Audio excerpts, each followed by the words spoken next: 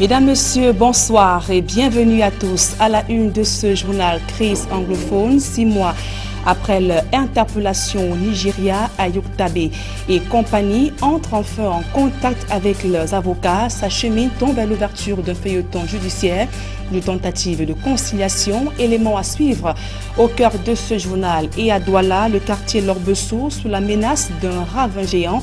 Les pluies diluviennes qui s'abattent ces dernières semaines sur la ville ont provoqué des éboulements de terrain à proximité de ce ravin. Un péril plane sur de nombreuses familles. Et en ouverture de ce journal, nous parlerons de ce grave accident de la circulation qui a coûté la vie à cette personne sur l'axe Kambé-Bamenda dans la région du nord-ouest Cameroun. Voilà pour le sommaire.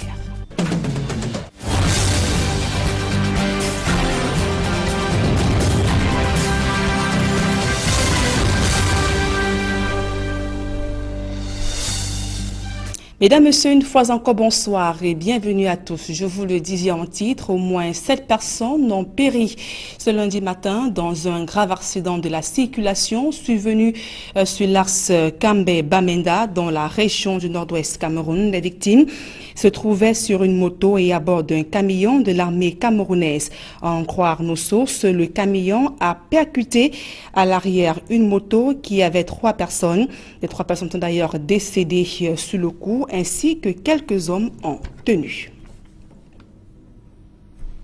Et sur place à Douala, les populations du quartier Lorbesso ont perdu le sommeil depuis des semaines. Un ravin de plus de 15 mètres ravage tout sur son passage et met en péril la vie de ses habitants. La boue entraînée par les eaux a enseveli plusieurs maisons d'habitation. Ainsi, la gravité de la situation a contraint la communauté urbaine à descendre sur le terrain ce lundi. Georges Mitterrand, Dame Xavier Foucault. Les populations du quartier Lorbesso, Miket à Douala ont perdu le sommeil. Ce ravin de plus de 15 mètres de profondeur gagne du terrain chaque jour, emportant à son passage d'importantes surfaces de plantation et mettant la vie des riverains en danger. La boue, entraînée par les eaux de ruissellement, a englouti plusieurs maisons. Après des efforts vains, la population a été débordée par la fureur du déferlement de la boue et contrainte pour la plupart au déménagement. Moi, en tant qu'habitant d'ici là, j'ai presque abandonné ma maison, je ne suis plus dedans et je ne suis pas la seule. Nous avons combattu à notre niveau, mais ça n'a pas marché. Tous les jours, on a essayé de charger les sacs, canaliser l'eau à notre niveau, ça n'a pas marché. Jusqu'aujourd'hui là, nous souffrons. Au jour d'aujourd'hui là, chacun, on ne peut qu'abandonner ses maisons et partir. On ne peut plus rien faire parce qu'il n'y a rien à faire. Parce que quand cette eau-là commence à venir, c'est un torrent. Si ça te trouve dedans, ça t'enterre une fois avec la maison. Le calvaire de ces populations serait causé par une canalisation faite en amont. Depuis presque 3 ans, on n'avait pas ce problème ici au quartier. Mais depuis que les Chinois ont canalisé l'eau, comme vous voyez là, tu vois comment le bas peuple souffre.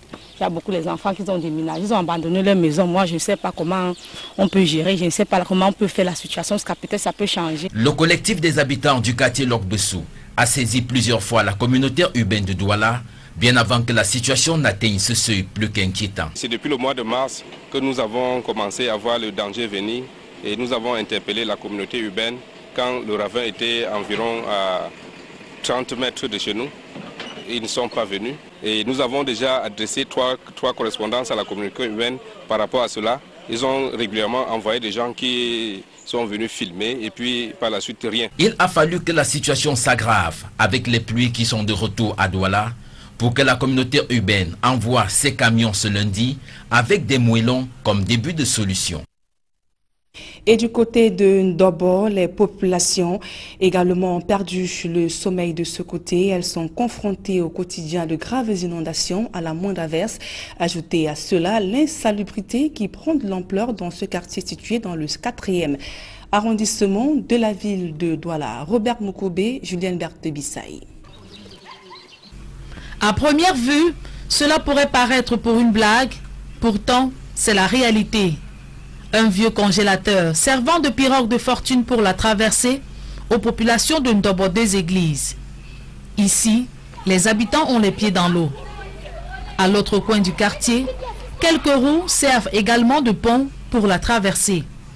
Bâtis sur une zone marécageuse, les eaux stagnent un peu partout dans ce quartier en manque de route. L'eau ne circule pas parce qu'il n'y a pas les rigoles. C'est bouché. Quand il pleut, la poubelle, ça bouche les rigoles.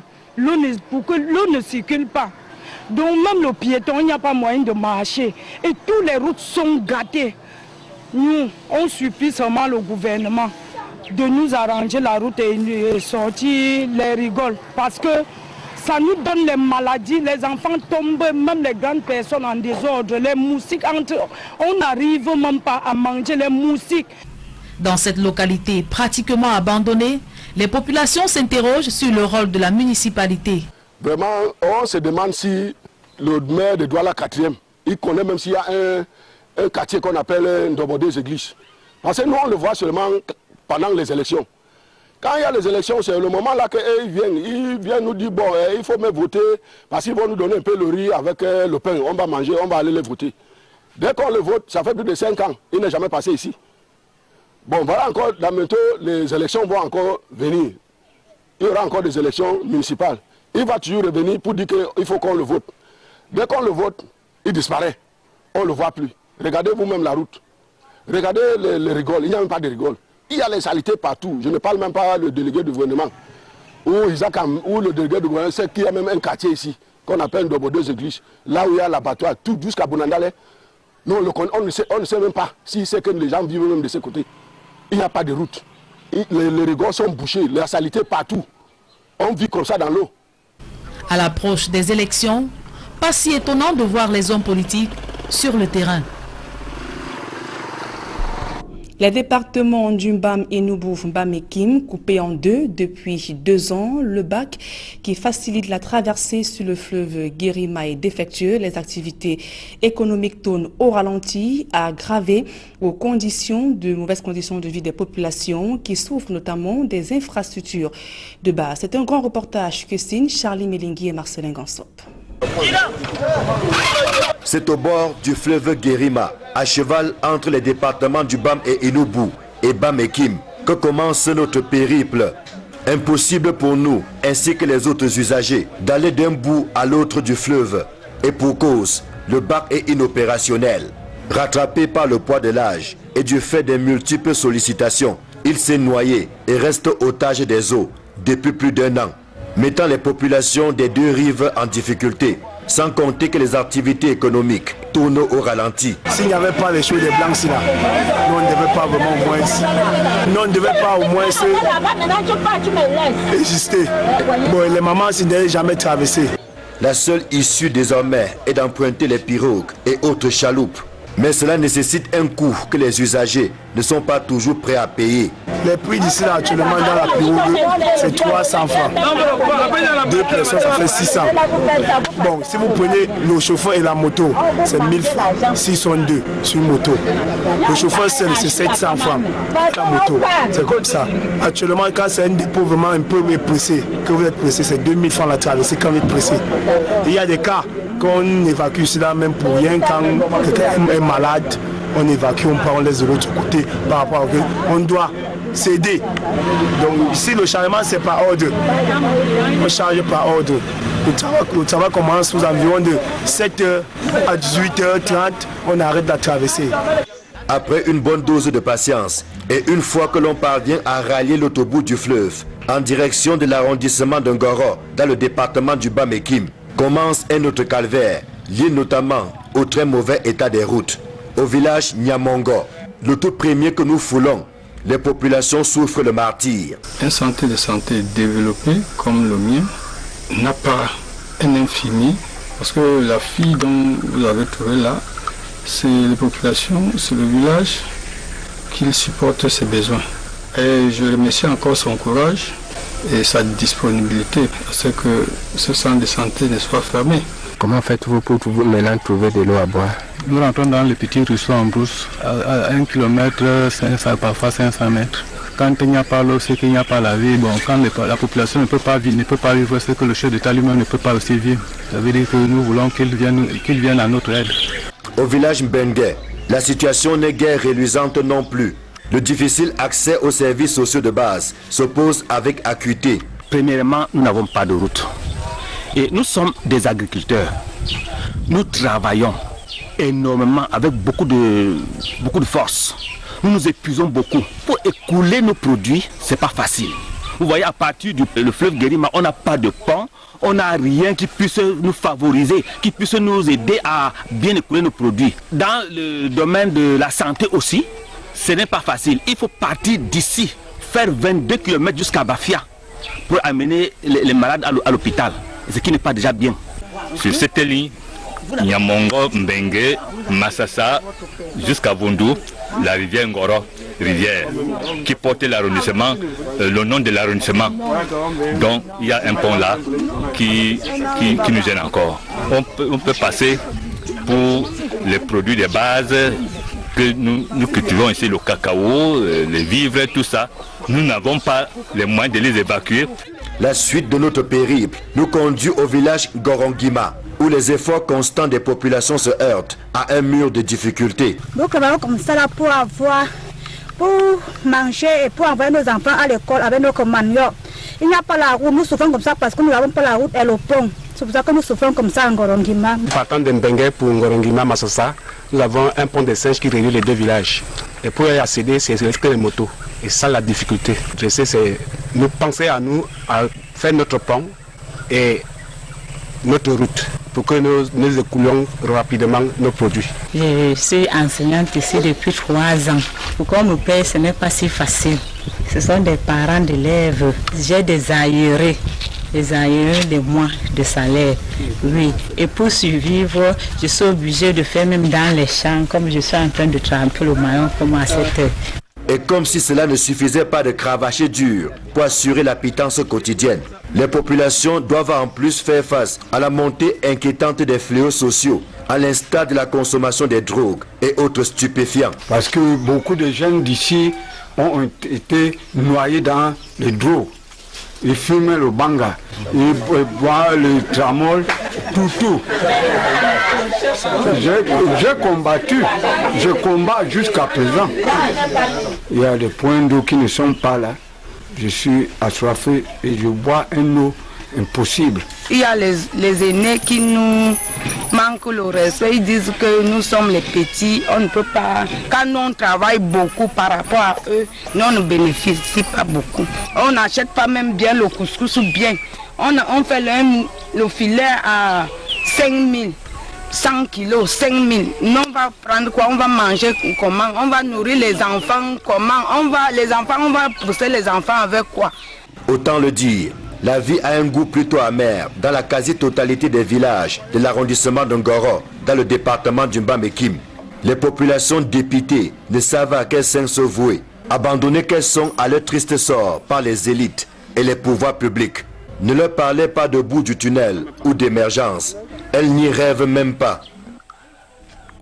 Dans le reste de l'actualité, gardé au secret pendant 6 mois, Ayoub Tabé et compagnie ont pu arrêter au Nigeria, interpellés au Nigeria, puis extradés au Cameroun en début d'année 2018, ont pu enfin rencontrer les avocats en facilitant dans cette rencontre. Le gouvernement veut ainsi tordre le cou à la rumeur qui a longtemps laissé croire que Ayoub Tabé et compagnie avaient été assassinés au lendemain de leur interpellation. Nana Paul Sabin pour plus de précisions. Le 5 janvier 2018, Sisikou Ayoub Tabé, président de l'État fantôme d'Ambazonie, et des membres de son cabinet sont réunis en nocturne dans un hôtel à Abuja, au Nigeria. Séance tenante, ils sont surpris par des éléments du service secret de leur pays d'accueil. Mis aux arrêts, ces dirigeants séparatistes anglophones, au nombre de 47 selon les officiels, sont extradés sous très forte escorte à Yaoundé le 28 janvier 2018. Dans la capitale politique du Cameroun, Ayoub Tabé et ses 46 compagnons de lutte pour l'indépendance des régions anglophones sont gardés au secret. Le 29 janvier 2018, 4 avocats, à savoir Maître Félix Arbor Nkongo, Maître Claude Assira, Maître Yolande Ngor Mignongok et Maître Bernard Mouna, se présentent au secrétariat d'État à la Défense dans l'espoir de rencontrer les sécessionnistes rapatriés du Nigeria. Peine perdue, le colonel qui les reçoit n'accorde pas une suite favorable à leur demande. En outre, l'officier supérieur de gendarmerie ne confirme pas la présence des séparatistes dans les cellules du 7. Cette attitude renforce la conviction de certains activistes de la crise anglophone qui pensent que Sissekou Ayok Tabé, le président de l'État fantôme d'Ambazonie, a été assassiné au lendemain de son arrestation au Nigeria. En réaction, le gouvernement camerounais multiplie des démentis sans convaincre la famille du leader des séparatistes, dont son épouse Lili Ayok Tabé, qui exige une vidéo qui prouve que son mari est encore en vie. Après 6 mois de confusion, le gouvernement camerounais a finalement décidé de lâcher de l'Est.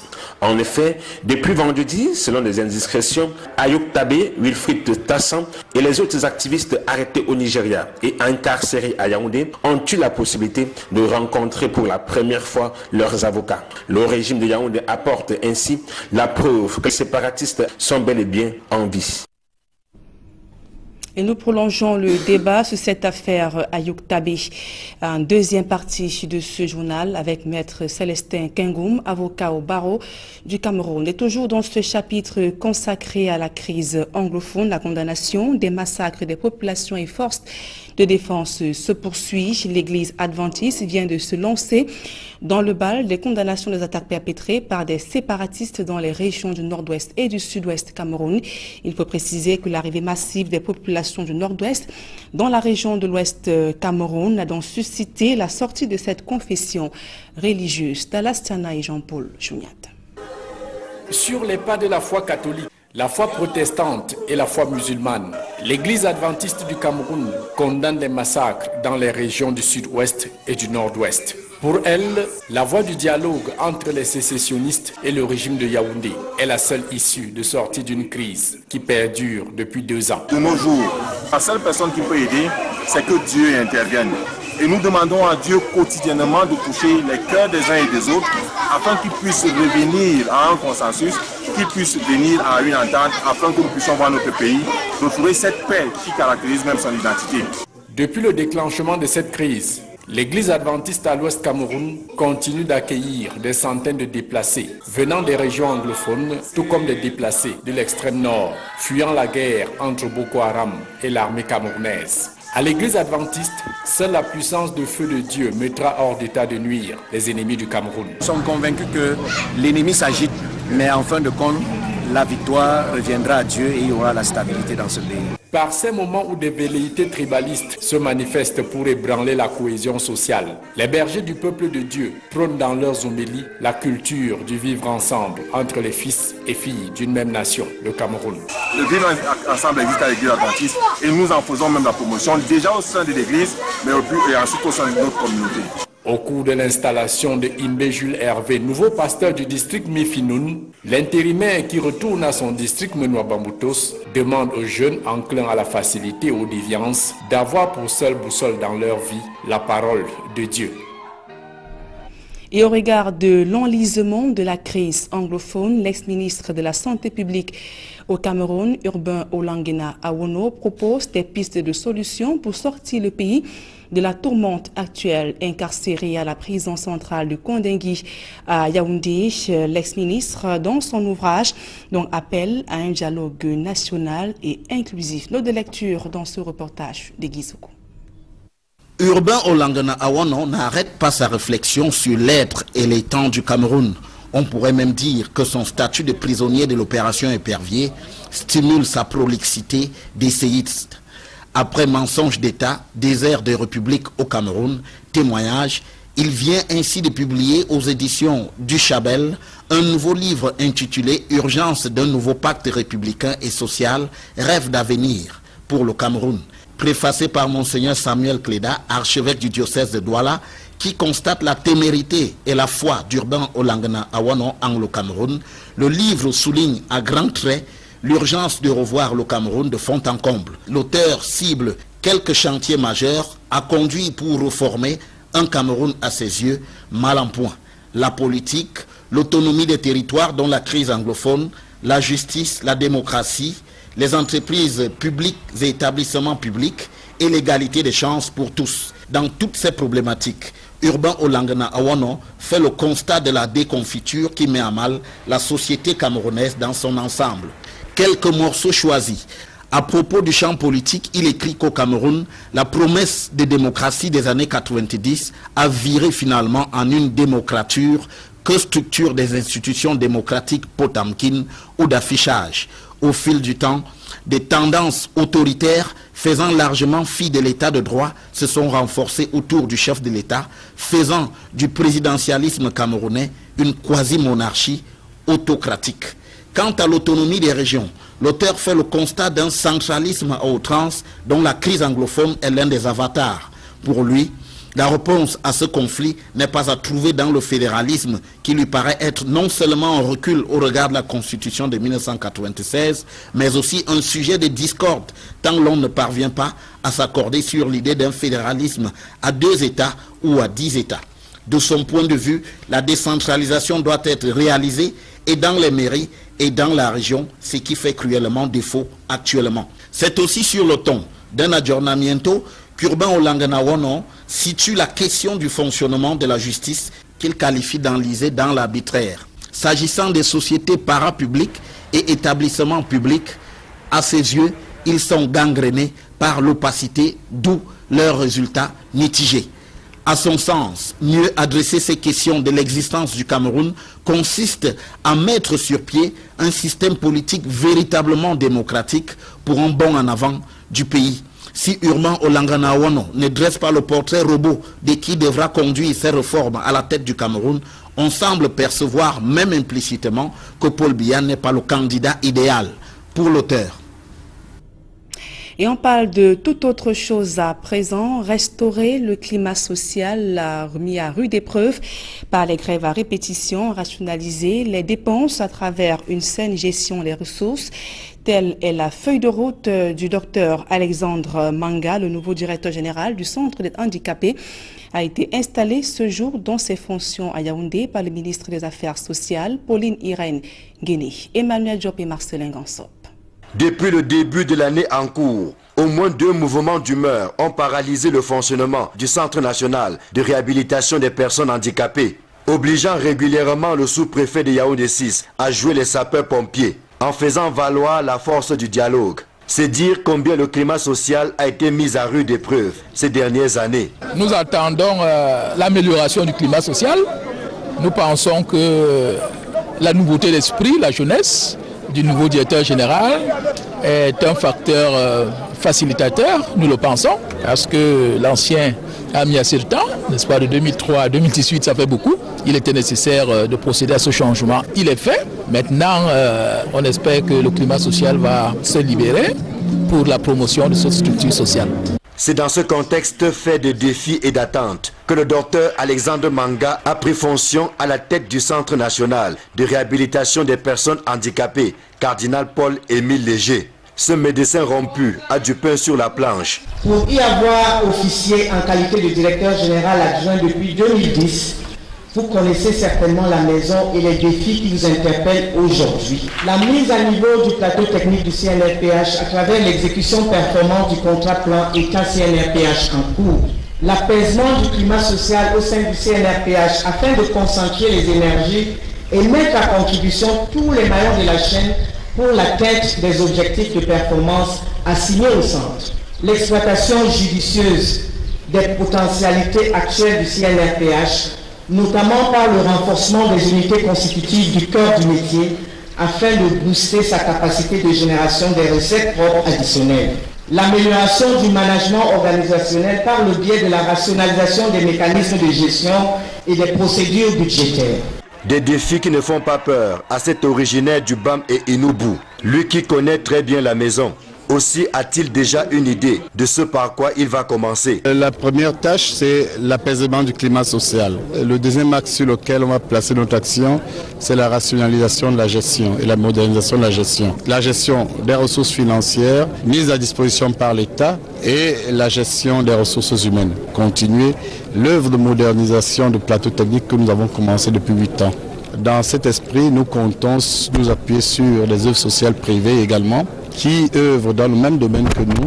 C'est un médecin chirurgien orthopédiste et traumatologue urgentiste, formé à l'Université catholique de Louvain, en Belgique. Cet enseignant des facultés de médecine et expert en finances publiques, option gestion budgétaire, était jusqu'à sa promotion le 18 juin dernier directeur général adjoint du même centre.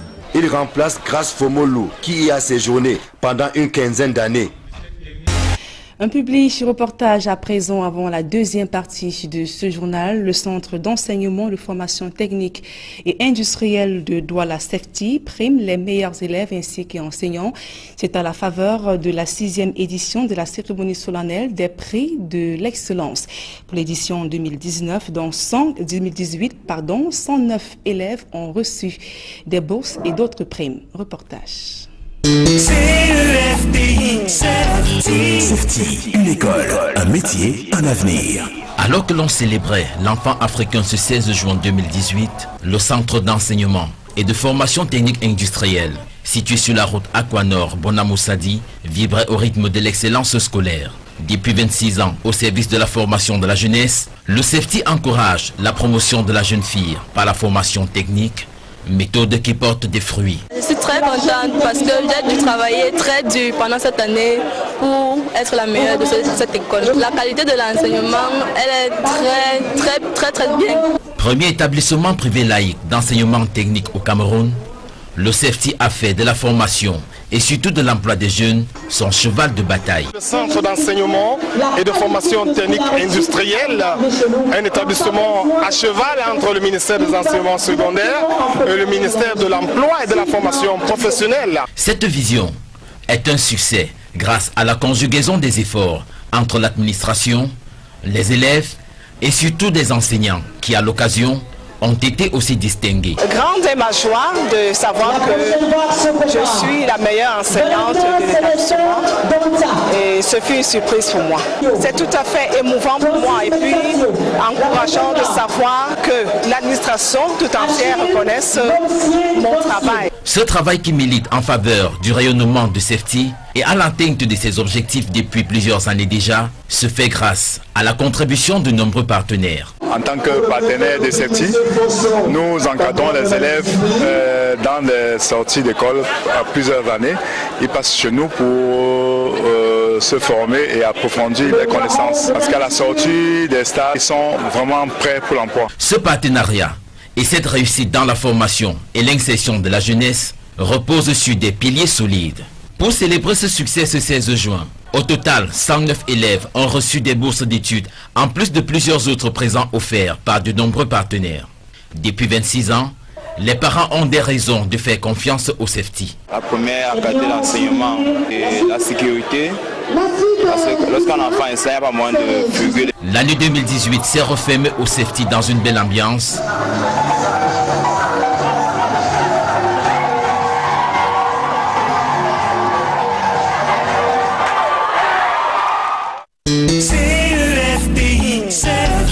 Sefti, une école, un métier, un avenir. Dans un instant, la deuxième partie de ce journal.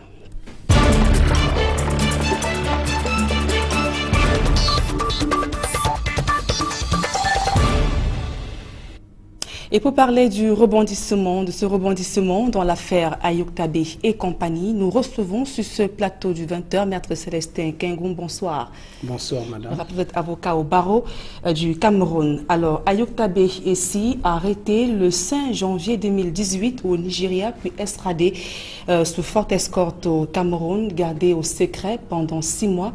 Est-ce qu'on peut bien, cela peut bien se comprendre sur le point de vue du droit? Du point de vue du droit, non, mais du point de vue politique, oui. Parce que c'est une affaire qui ne relève pas des juridictions de l'ordre judiciaire. En principe, il y a une coloration politique à cette affaire. Oui. Donc, s'ils ont été gardés 6 mois, cela est contraire au code de procédure pénale, cela est contraire à la Constitution, parce que, voyez-vous, le droit de la défense, la présomption d'innocence sont des droits garantis par la Constitution. Donc ce n'est pas leur détention pendant 6 mois qui pose problème, parce que c'est prévu par la loi, mais c'est le fait qu'ils n'aient pas pu recevoir leurs avocats. Oui. Donc, être privé du droit de se faire assister par un avocat pendant 6 mois, c'est un abus. Oui. Et dans ce contexte, que prévoit la loi en la matière exactement? Non, il y a le mécanisme judiciaire pour toute personne qui est inculpée, selon qu'il s'agit d'un crime ou d'un délit. Les délais ne sont pas les mêmes. Oui. Dans le cadre des procédures liées à l'infraction de terrorisme, le code de procédure pénale le range dans la catégorie des crimes. Donc l'instruction peut durer 6 mois, renouvelable une fois, renouvelable encore une fois, donc 18 mois. Oui. Donc pendant 18 mois, l'instruction peut, l'information judiciaire et l'instruction peut durer pendant cette...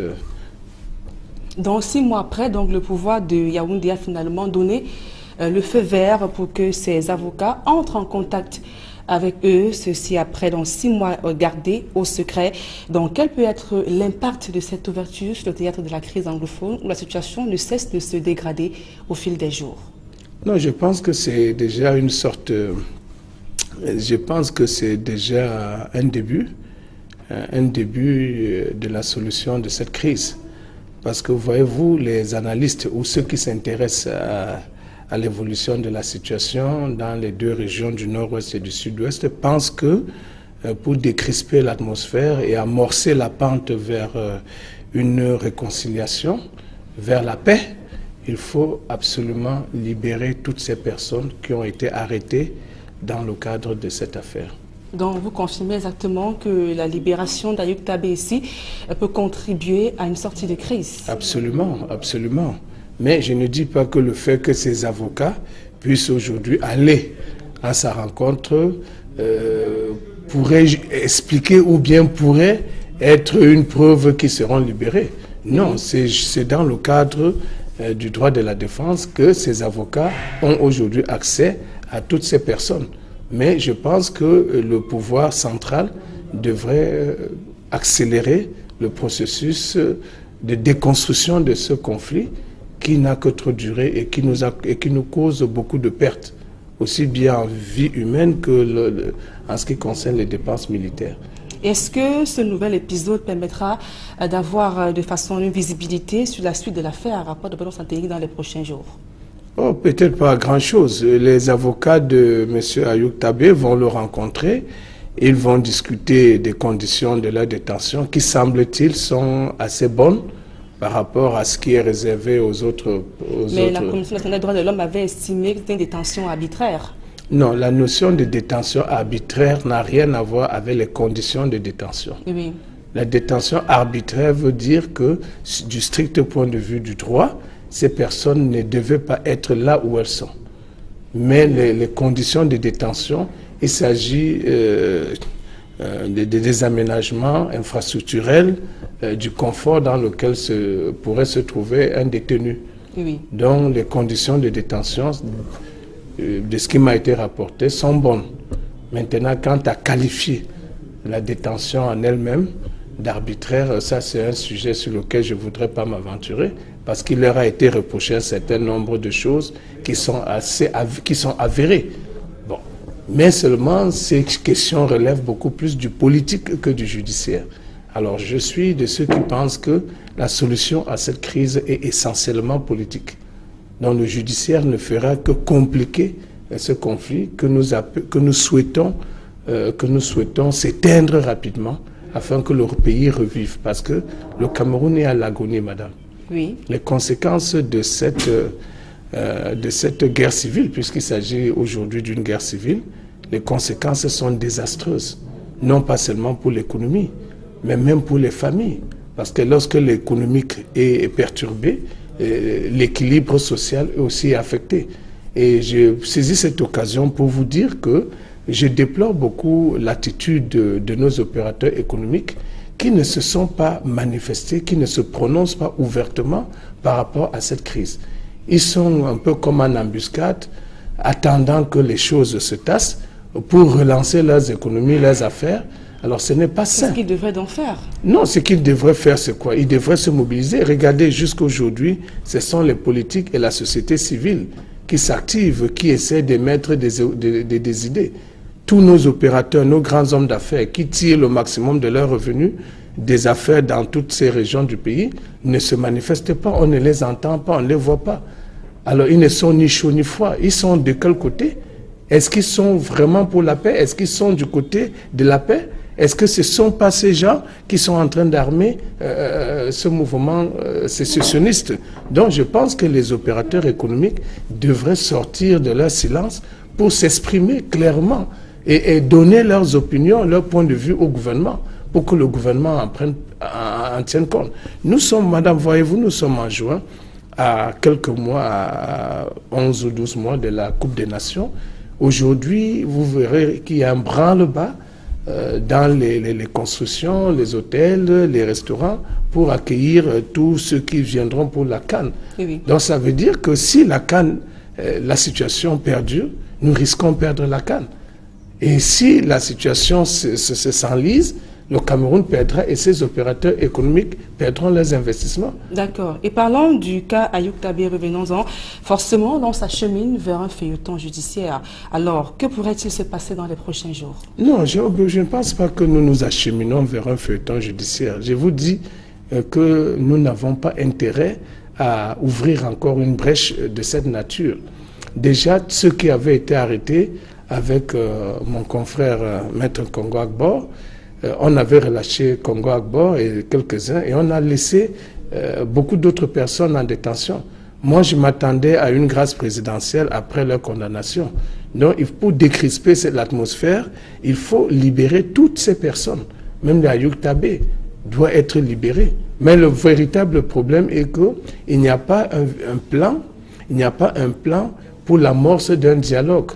Les plénipotentiaires du gouvernement n'ont pas la légitimité nécessaire pour aller discuter de cette crise avec les seigneurs de la guerre. Parce qu'aujourd'hui, il ne s'agit pas d'un groupe structuré, il s'agit de groupes hétéroclites, déstructurés, au-dessus desquels se trouvent des seigneurs de la guerre, c'est-à-dire un chef.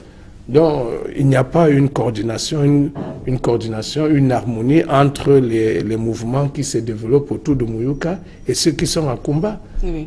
Donc, il n'y a pas un fil qui les relie. Là, le seul fil, c'est qu'ils ont pour motivation de chasser les autorités publiques, ou en tout cas ce qui représente le symbole de l'État dans ces parties du Cameroun. Et on aimerait bien également comprendre le timing. Pourquoi c'est à ce moment précis que le régime de Yaoundé consent à une ouverture? Madame, je ne suis ni membre du gouvernement, ni conseiller juridique d'une structure étatique.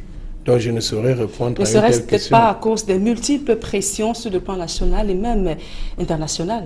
Oui, en ce qui concerne les pressions, elles sont là. Les pressions sont là, sur le plan international surtout. Et elles iront d'ailleurs crescendo. Donc il y a des pressions et je pense que le chef de l'État doit vraiment agir en tant que chef. Parce que tout l'interpelle aujourd'hui. Il doit prendre ses responsabilités pour trouver une issue. Parmi les issues que nous avons suggérées, la libération de toutes ces personnes, la refonte de son gouvernement, oui, pour choisir des gens légitimes, des gens qui ont une compétence avérée et surtout qui sont de très bonne moralité. On les connaît. Moi, je m'étonne par exemple que dans une crise comme celle-là, on a des compatriotes qui, en plus d'être bilingues, mais ont une aura qui leur permet de discuter avec toutes ces personnes parce qu'elles sont proches du peuple. Oui. Je cite le cas de Ntoumfo, Maître Nicoalé. Maître Nicoalé, c'est quelqu'un qui est très très proche du peuple. Oui. Très proche du peuple. Donc c'est quelqu'un qui peut aller à la rencontre de ces personnes.